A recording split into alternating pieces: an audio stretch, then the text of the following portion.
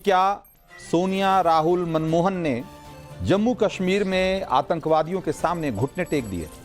और क्या एक बार फिर उसी इंटरनेशनल एजेंडे को आगे बढ़ाने में जुटी हुई है कांग्रेस, जो धारा 370 हटाए जाने के पहले घाटी में चलाया जा रहा है? और आपको बता दूं कि ये सारे सवाल सत्ता पक्ष के किसी नेता के दावे और बयान से नहीं उठ रहे हैं। इसके पीछे यूपीए सरकार में देश के गृह मंत्री रहे सुशील कुमार शिंदे का सनसनीखेज कबूलनामा है। पहले एक बार आप पूर्व गृह मंत्री सुशील कुमार शिंदे का वो बयान सुनिए और फिर मैं आपको इस बयान के पीछे की इनसाइड स्टोरी बताऊंगा। जब मैं होम मिनिस्टर था उसके पहले मैं उनके पास जाता था और एडवाइस भी मांगता था, तो उन्होंने मुझे एक ऐसा असली एडवाइस किया कि सुशील बोले तू इधर उधर मत भटक, तू लाल चौक में जाके वहां भाषण कर, कुछ लोगों से मिल और दल लेक में घूमते चलो ऐसा। और वो एडवाइस से मुझे बहुत कुछ पब्लिसिटी मिली और लोगों में एक ऐसा होम मिनिस्टर है कि जो बिना डर के वो जाता है, लेकिन मेरी वो किसको बताऊंगा। तो सुशील कुमार शिंदे यूपीए सरकार में केंद्रीय गृह मंत्री हुआ करते थे और कश्मीर जाने के नाम पर ही उनकी हालत कैसे पतली हो जाती थी, वो शब्द बता रहा है जिसका उन्होंने आज इस्तेमाल किया। वो शब्द ऐसा है जिससे हम नेशनल चैनल पर आपको न तो सुनवा सकते हैं न पढ़वा सकते हैं। बस इतना समझ लीजिए कि कश्मीर जाने के नाम पर ही उनके हाथ पांव फूल जाते थे। उन्हें इस कदर डर लगता था कश्मीर के नाम से, कश्मीर के आतंकवादियों से। आपको बता दें कि 31 जुलाई 2012 से 26 मई 2014 तक सुशील कुमार शिंदे देश के गृह मंत्री थे। यानी मोदी को सत्ता मिलने से ठीक पहले तक देश के गृह मंत्रालय की बागडोर शिंदे के हाथ में थी। और तो और कश्मीर में भी तब यूपीए की पार्टनर नेशनल कॉन्फ्रेंस की सरकार थी, उमर अब्दुल्ला मुख्यमंत्री थे।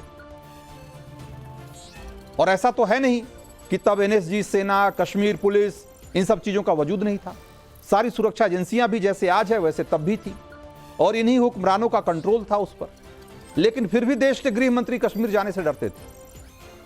कांग्रेस के दिग्गज नेता सुशील शिंदे को जिस फ्लैशबैक की बात कर रहे हैं, वो जिस दौर में वो लेकर गए हिंदुस्तान को, उससे थोड़ा बाहर निकलिए और आज की तस्वीर जरा देखिए। सुशील कुमार शिंदे के नेता हैं राहुल गांधी और देखिए कि आज कैसे घाटी में मजे ले रहे हैं। ये तस्वीर बहुत ज्यादा पुरानी नहीं है। अभी चंद हफ्ते पहले राहुल गांधी कश्मीर में थे। अचानक उनके मन में आया कि लाल चौक चले, जरा आइसक्रीम वगैरह खाई जाए, और वहां पहुंच गए। और रात के 11 बजे, जबकि ये वही लाल चौक है, ये वही कश्मीर है जहां आज से 10 साल पहले जाने का नाम लेने भर से सुशील कुमार शिंदे डर जाते थे। आपको राहुल गांधी की कुछ और तस्वीरें भी दिखा रहा हूं। राहुल गांधी ने कितने आराम से कश्मीर में भारत जोड़ो यात्रा निकाली थी। उन्हें सुखद और शांतिपूर्ण यात्रा के लिए मोदी सरकार को थैंक यू बोलना चाहिए, जो उन्होंने आज तक नहीं बोला। खैर, जो कुछ राहुल ने नहीं बोल पाए, उनकी पार्टी के सिपाही हैं शिंदे, उन्होंने बोल दिया। और शिंदे का बयान क्या यह साबित नहीं कर रहा कि कश्मीर में आतंकवाद के खिलाफ मोदी सरकार की नीति ज्यादा कारगर है? घाटी में सुरक्षा व्यवस्था को मजबूत बनाने में मोदी सरकार ज्यादा कामयाब रही है। घाटी में पत्थरबाजी को मोदी सरकार ने 100% खत्म कर दिया है। जम्मू कश्मीर से आर्टिकल 370 हटाकर मोदी सरकार ने नया कश्मीर बनाया है। क्या यह साबित नहीं हो रहा? लेकिन यह जान लीजिए कि आज भी कांग्रेस के एजेंडे में बहुत बदलाव नहीं है और उसके सबूत हैं। आज राहुल की कांग्रेस ने जम्मू कश्मीर के चुनाव में नेशनल कॉन्फ्रेंस के साथ हाथ मिलाया है। और अब्दुल्ला परिवार की इस पार्टी ने अपने मैनिफेस्टो में क्या लिखा? उसने साफ साफ लिख रखा है कि घाटी में 370 फिर से लाने के लिए वो पूरी ताकत झोंक देंगे। अब सोचिए जरा, जब 370 था तो कश्मीर जाने में तब के गृह मंत्री के हाथ पांव कांपते थे, और आज 370 की आड़ लेकर, जब उस दौर में 370 की आड़ लेकर आतंकवादी जो है वो अपना पूरा एजेंडा चलाते थे, अलगाववादी एजेंडा चलाते थे। आए दिन खून खराबा होता था। और उसी 370 को फिर से लाने के लिए नेशनल कॉन्फ्रेंस मुहिम चला रही है और राहुल की कांग्रेस पार्टी जो है वो उस मुहिम के साथ जुड़ी हुई दिखाई देती है। नेशनल कॉन्फ्रेंस के मैनिफेस्टो में कश्मीर के प्राचीन शंकराचार्य मंदिर को तख्ते सुलेमान और हरि पर्वत को कोहे मारा कहा गया है, लेकिन मुस्लिम तुष्टीकरण में गले तक डूबी कांग्रेस इसके खिलाफ एक शब्द नहीं बोल पाती। आज शिंदे के इस कबूलनामे से यह भी साफ हो जाता है कि 26/11 जैसा बड़ा हमला हो जाने के बाद भी मनमोहन सरकार ने आतंकियों के खिलाफ मुंहतोड़ जवाब क्यों नहीं दिया। क्योंकि दम नहीं था, क्योंकि सामने से पलटवार कर सके और उसका जो खामियाजा भुगतना पड़ सकता है इसकी आशंका से वो घबरा जाते थे। और यही वो लोग हैं जो उरी का बदला लेने के लिए जब सर्जिकल स्ट्राइक किया गया तो उस पर सवाल उठा रहे थे। लेकिन ऐसे लोग आंकड़ों की भाषा नहीं समझते।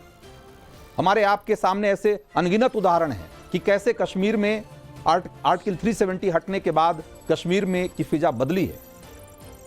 कश्मीर में विकास लाकर मोदी सरकार ने कश्मीर को आतंकवाद के चंगुल से निकाला है, लेकिन कांग्रेस के लोग नहीं माने। लेकिन सच यह है कि यूपीए के दौर में रोजाना कर्फ्यू लगते थे, लोगों के बाहर निकलने की मनाही थी। आज घाटी में विकास का सूरज चमक रहा है, पर्यटक पहुंच रहे हैं। पहले तालाबंदी थी, आज अलगाववादियों के ऑर्डर पर वहां ताला खुल चुका है, उनके ऑर्डर पर लगने वाला ताला खुल चुका है। पहले पत्थर चलते थे, आज इंटरनेट चलता है। पहले आंसू गैस के गोले छोड़े जाते थे, आज घाटी का हैप्पीनेस इंडेक्स हाई है। यूपीए में रोजाना दंगा फसाद के बाद मोबाइल सर्विस रोकी जाती थी, आज देखिए नेटवर्क एकदम टनाटन है। और इन सब के बीच जो चल रहा है वो भी आप देख रहे हैं। राहुल गांधी जो कह रहे हैं वो भी आप सुन रहे हैं। कहा जा रहा है कि सियासी सिग्नल के लिए राहुल गांधी अमेरिका के दौरे पर हैं और सोरोस गैंग की लिखी हुई स्क्रिप्ट पढ़ रहे हैं। ऐसी स्क्रिप्ट जिसमें भारत के चुनाव आयोग की निष्पक्षता पर सवाल है, सिस्टम पर सवाल है और हमारी सहिष्णुता पर सवाल है। लेकिन राहुल जी को सोरोस गैंग की नहीं, कांग्रेस के पुराने सिपाही शिंदे जी की बात सुननी चाहिए, जो सब कुछ बोल बैठे। मोदी के दौर में हुए मजबूत कश्मीर के बारे में बहुत कुछ कहा उन्होंने, बस आखिर में बस यही कहना बाकी रह गया था कि आई लव यू मोदी।